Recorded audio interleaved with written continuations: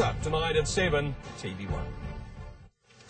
Alrighty, it took food writer Robert Oliver more than 2 years to complete his new cookbook, Mea Kai, meaning come eat in Tongan. Robert travelled through the islands to track down some of the most skilled local cooks and has in some cases adapted their recipes for modern kitchens. Good morning to you. Good morning, how are you this morning? I'm wonderful. Honestly, I'm absolutely besotted with this book because it's just divine and it just feels like it's the Pacific. It really is the Pacific. I mean, I put my heart into this product, but really, this is a product of the Pacific. It's Pacific people. You know it so well. Yes, as well, though. You lived in both Fiji and Samoa for a considerable period of time. Yeah, but it wasn't until I moved to the... my professional life was in the US. I'm a New Zealander by birth. My professional life was in the US, opening kind of high-level tropical restaurants. Then I moved to the Caribbean. Very highly regarded tropical restaurants. Yeah, definitely. And that was, I mean, it seemed that I couldn't quite leave the pineapples and coconuts behind, so I became known as the guy who did those restaurants. I started working in the Caribbean doing hotel openings. Basically, a hotelier would say to me, we've got a 1,000-room resort and 8 restaurants, and go for it, put the restaurants in. And I saw all the food being imported for this, and I'd seen the farmers at the markets, I'd seen the farmers in the island, thought, why are we importing and the food was better. You know, the imported food was jet-lagged, and there was the whole economic issue of why are we not enriching our own community. And you saw parallels with the Pacific Islands. Well, yeah, then I met Tracy Burno, who was the head of tourism at the University of the South Pacific. She's down at Lincoln now in Christchurch. And we hit it off, and she'd been working on efforts for years to connect agriculture and tourism. We saw the economic value of that. We knew the farmers would appreciate, you know, the extra money, basically, and the food would be fresher and all that. But we found that I found in the Caribbean, and also when I've been doing workshops in the Pacific, that the chefs and cooks didn't value their own food product as much as Europeans say. Which is phenomenal, because food is such an important part of life for Pacific people. Arguably the most important part for some. Well, of course, and rightly so, and for many people, but it's our way of sharing and being with each other. I mean, the book is called Mea Kai, and it means, in Tongan, it means come eat, you know, come have food, but in the bigger sense, it really means come share, come be with me, and that's very Pacific. Hospitality is phenomenal in the Pacific, and people come home, come back to New Zealand or wherever they've travelled from, having had wonderful experiences, often, though, not related to food. I mean, you don't hear people having come back from Fiji saying, oh, and the food was to die for. Well, there is fantastic food there. It tends to be in the homes, and I guess that was the point of this book, was that there's a stereotype of Pacific food of being taro, pork and mangoes and raw fish, and maybe that's it.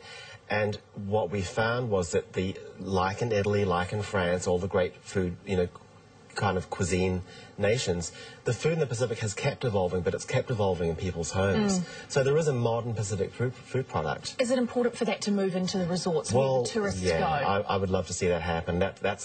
We wrote the book to excite people about their own food. The economic boon for the islands would be huge.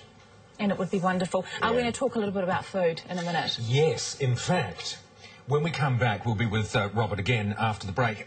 We will also be tasting some of the food that we have just given you a sneak peek of. What's left of it? What is left of it, yeah. Don't you know that no one alive... Welcome Fantastic. back. We are back with Chef Robert Oliver, who has brought with him, as we've already seen, some very traditional South Pacific food. Yes, indeed. I might show you this one first, before it entirely disappears. This perhaps is our favourite. This bowl was full earlier. The raw fish, it's a big part of the Pacific cuisine. It's something that we do really, really well and we're known for. I think that people associate raw fish in the Pacific to just the classic coconut marinade and the different versions of that. There's different varietals in Samoa, Tonga, Tahiti, etc., but there's a lot more. And this one, for example, is a friend of mine, Maria Cohen York in Rarotonga, and it's with a pawpaw seed dressing and with mango and with radish. It is divine. A lot of these recipes in this book I could make myself, couldn't I? Most of them you could. Where the ingredients are... there are usually substitutes for ingredients that are not always available. There are a few that have... there's no way you can make them here because they require seaweeds, etc. But I wanted to put them in because they're so central to the culture. And there's a real story to them, you know, and that story is worth telling. If you were going to make the perfect Pacific meal, what would it have? Well, you know, the interesting thing about the what we found with Pacific food was that the original Pacific foods are extremely healthy. The perception of the corned beef and the pork things and the chicken backs. They're the imported foods, aren't they? They're all the imported foods. And the original Pacific foods were a lot of seafood, a lot of greens, complex carbohydrates, a lot of greens, which is not what you associate with. I know you've made a coleslaw here. Well, that's from Vanuatu.